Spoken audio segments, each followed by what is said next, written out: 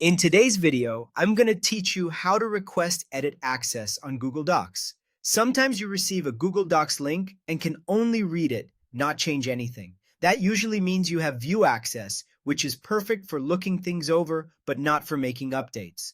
If you need to type, rearrange content, or apply formatting, you'll want to request edit access from the document owner. The good news is that Google Docs makes this quick and straightforward. Start by opening the Google Docs link you were given. If you only have view access, you'll see a view only message near the top of the page. When you notice that, head to the top right corner of the document and click the button labeled Request Edit Access. A small pop-up window will appear. There's a message field inside this window. Adding a short note is optional, but it's strongly recommended because it helps the owner understand why you're asking for permission. You might write something like, "Hi, I need edit access to update the document."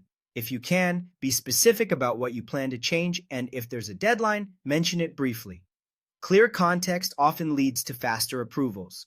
When your note looks good, click Send Request. At this point, the owner receives an email from Google with your request and your message. They can approve or deny access with a single click. If they approve, you'll be upgraded to edit access.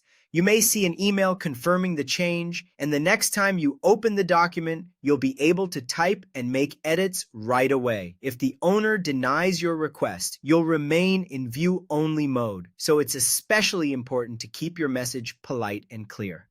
If you don't see the Request Edit Access button at the top right, there's another route inside the document. Click File in the menu bar, go to Share, and then click Request Edit Access if that option appears. This is essentially the same request, just accessed from the menu. If you still don't see the option, it may be because the file's sharing settings are very restricted or you're not signed in to the correct account. That's it. Open the doc, look for the View Only indicator, send a concise and friendly request, and let the owner take it from there. With a helpful message and the right timing, you'll usually get the access you need to keep your work moving.